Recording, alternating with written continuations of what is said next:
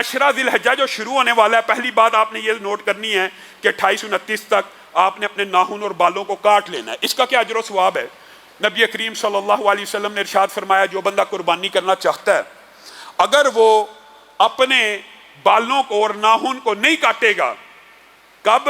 چاند نکلنے کے بعد، تو اس کو اللہ رب العزت انشاءاللہ دوہرا اجر دیں گے، پہلی بات۔ اور جو قربانی نہیں کرنا چاہتا، جو قربانی جس کے پاس نہیں ہے، سخت نہیں ہے، طاقت نہیں ہے، وہ بھی اگر چاند نکلنے سے پہلے پہلے بال اور ناخن تراش لے تو قربانی کے دن جا کے کاٹے گا تو انشاءاللہ وہ بھی اجر و ثواب میں شریک ہو جائے گا۔ پہلی بات یہ سمجھ۔ دوسری بات جو بہت اہم ہے، جس سے ہم غافل ہیں، اور میں حیران ہوتا ہوں، یہ اسلامی معاشرہ ہے کہ ہمیں پتہ ہی نہیں کون سے ایام آ رہے ہیں۔ والفجر ولیال عشر والشفع والوتر، اللہ کہہ رہا ہے فجر کی قسم، طلوع فجر کی، اور مفسرین نے لکھا یہ ہو سکتا پہلے یکم ذی الحجہ کے چاند کی قسم ہے کہ یوم نحر کے چاند کی قسم ہے۔ یہ اس بارے میں تو چلو اختلاف پایا جاتا ہے۔ ولیال عشر، یہ عشرہ ذی الحجہ کی 10 راتوں کی اللہ قسم کھا کے کہہ رہا ہے۔ والشفع والوتر، عرفہ کے دن کی قسم، یوم نحر کی قسم، اس کے بعد آنے والے ایام کی قسم کھا کے کہہ رہا ہے۔ جب اللہ کسی چیز کی قسم کھائیں، اس چیز کی قدر و منزلت کا آپ کو خود ہی اندازہ ہونا چاہیے۔ اور اس کی تشریح میں جو حدیث مفسرین لے کے آئے ہیں وہ کیا ہے؟ صحیح حدیث ہے۔ ایام بہت سے ہیں، ایام بہت سے ہیں، آپ کو پتہ ہے جمعہ مقدس ایام میں سے، رمضان مقدس ایام میں سے ہے۔ مختلف ایام کی اہمیت ہوتی ہے، فضیلت ہوتی ہے، لیکن نبی کریم صلی اللہ علیہ وسلم آپ کے سامنے رکھ کے اپنی بات کو ختم کرتا ہوں۔ چند اور باتیں بھی آج آپ کے ساتھ کرنا چاہتا ہوں۔ وہ یہ ہے، نبی کریم صلی اللہ علیہ وسلم نے فرمایا جو شخص قربانی کی سخت رکھتا ہو، اور یہ بھی بات سمجھ لیجئے قربانی کے لیے صاحب نصاب ہونا ضروری نہیں، زکوٰۃ والا، جو بندہ قربانی کی سخت رکھتا ہو، کیا مطلب؟ عشرہ ذی الحجہ قریب ہے، جیب میں 20,000 روپیہ موجود ہے، بس یہ سخت رکھتا ہو اور وہ قربانی نہ خریدے اور اللہ کی بارگاہ میں قربانی نہ کرے، پھر اس کو کوئی حق نہیں وہ مسلمانوں کی عیدگاہ کے بھی قریب آئے۔ بچی کا جہیز بھی بنانا چاہیے، پانی کا کولر بھی لگانا چاہیے، لیکن نیکیوں میں تقابل نہیں کرنا چاہیے۔ اس نیکی کا کے بدلے یہ نیکی کی جائے، بھائی دونوں کر لے۔ پہلی بات یہ جو عشرہ شروع ہونے والا ہے ذی الحجہ کا، بات تو سیرت کی ہے لیکن چونکہ موقع کی مناسبت ہے اس لیے اس حوالے سے چند گزارشات کر کے اپنی بات کو ختم کروں گا۔ یہ عشرہ ذی الحجہ جو شروع ہونے والا ہے، پہلی بات آپ نے یہ نوٹ کرنی ہے کہ 28-29 تک آپ نے اپنے ناخن اور بالوں کو کاٹ لینا ہے۔ اس کا کیا اجر و ثواب ہے؟ نبی کریم صلی اللہ علیہ وسلم نے ارشاد فرمایا جو بندہ قربانی کرنا چاہتا ہے اگر وہ اپنے بالوں کو اور ناخن کو نہیں کاٹے گا، کب؟ چاند نکلنے کے بعد، تو اس کو اللہ رب العزت انشاءاللہ دوہرا اجر دیں گے، پہلی بات۔ اور جو قربانی نہیں کرنا چاہتا، جو قربانی جس کے پاس نہیں ہے، سخت نہیں ہے، طاقت نہیں ہے، وہ بھی اگر چاند نکلنے سے پہلے پہلے بال اور ناخن تراش لے تو قربانی کے دن جا کے کاٹے گا تو انشاءاللہ وہ بھی اجر و ثواب میں شریک ہو جائے گا۔ پہلی بات یہ سمجھ۔ دوسری بات جو بہت اہم ہے، جس سے ہم غافل ہیں، اور میں حیران ہوتا ہوں، یہ اسلامی معاشرہ ہے کہ ہمیں پتہ ہی نہیں کون سے ایام آ رہے ہیں۔ والفجر ولیال عشر والشفع والوتر، اللہ کہہ رہا ہے فجر کی قسم، طلوع فجر کی، اور مفسرین نے لکھا یہ ہو سکتا پہلے یکم ذی الحجہ کے چاند کی قسم ہے کہ یوم نحر کے چاند کی قسم ہے۔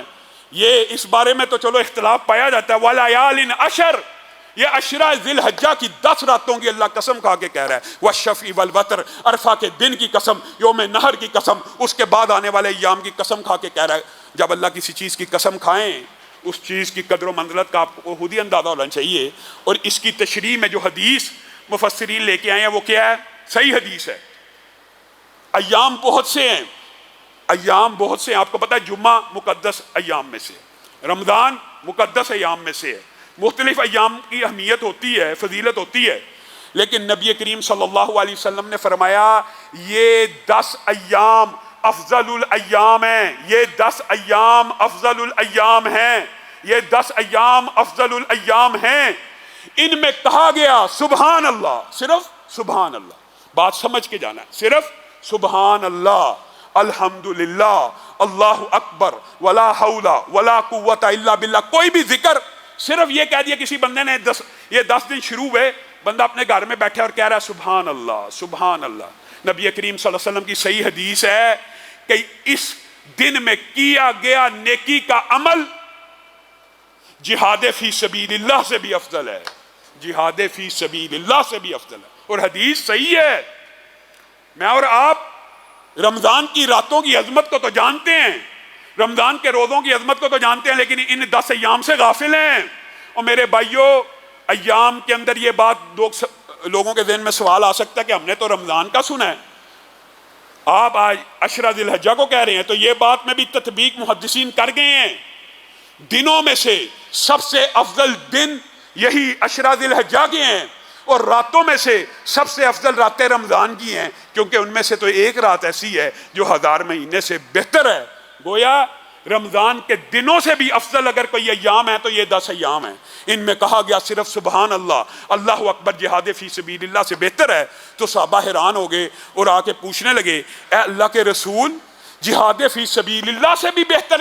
آپ تو جہاد کی اتنی فضیلتیں برکتیں بیان کرتے ہیں, اس سے افضل کیسے ہو سکتا ہے؟ کہا صرف ایک شخص ان دنوں میں کیے گئے نیکی کے اعمال سے آگے نکل سکتا ہے. اللہ کے رسول وہ کون؟ جو اپنا مال اپنی جان لے کے جہاد فی سبیل اللہ پہ جائے, جب واپس لوٹے تو جان بھی لٹا چکا ہو, واپس آئے تو مال بھی لٹا چکا ہو.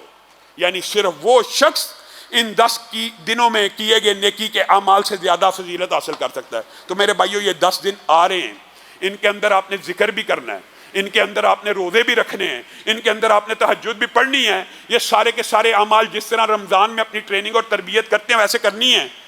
اور لبرل مافیا کے اوپر تو بس ماتم ہی کہا جا سکتا ہے. قربانی آ رہی ہے, شروع ہو گئے. قربانی سے بہتر ہے جی کولر لگا دیا جائے, قربانی سے بہتر ہے یہ وہی ڈائلاگ ہیں, مسجد میں سیمنٹ کی بوری دینے سے بہتر ہے کسی بچی کو پیسے دے دیے جائیں جہیز کے لیے. یہ ڈائلاگ, یہ لبرل مافیا قربانی کے, عبادت کے جو بھی افعال ہوتے ہیں ان کے اوپر حملہ ور ہوتے ہیں. حج کی بجائے بچی بھی آ دی جائے, بچی بھی آنی چاہیے, بچی کا جہیز بھی بنانا چاہیے, پانی کا کولر بھی لگانا چاہیے, لیکن نیکیوں میں تقابل نہیں کرنا چاہیے. اس نیکی کے بدلے یہ نیکی کی جائے, بھائی دونوں کر لے. اور ان لبرل مافیا کے لوگوں سے بندہ کوئی پوچھے, آپ نے کبھی ویلنٹائنز ڈے کے اوپر تو نہیں کہا کہ کیک اور غباروں اور موم بتیوں اور یہ جو $5 کروڑ ایک ایک شہر میں غباروں کے اوپر دل کے بنے ہوئے, ان کو ضائع کرنے کی بجائے غریبوں کو دے دیا جائے؟ کبھی آپ نے اینڈرائڈ کا ₹1,00,000 والا موبائل لینے سے پہلے تو یہ نہیں کہا ڈائلاگ کہ یہ 1,00,000 کے موبائل کی جگہ کسی بچی کو جہیز دے دیا جائے؟ کبھی آپ نے 1 کروڑ کی گاڑی کے اوپر یا پی سی یا واری کے ہوٹل کے اندر کھانا کھانے وقت تو یہ ڈائلاگ بازی نہیں کی؟ تو اللہ کے شاعر اللہ. اور انشاءاللہ قربانی کے حوالے سے آئندہ آنے والے خطبے میں بھی چند گزارشات کو رکھوں گا, لیکن صرف ایک حدیث آپ کے سامنے رکھ کے اپنی بات کو ختم کرتا ہوں. چند اور باتیں بھی آج آپ کے ساتھ کرنا چاہتا ہوں.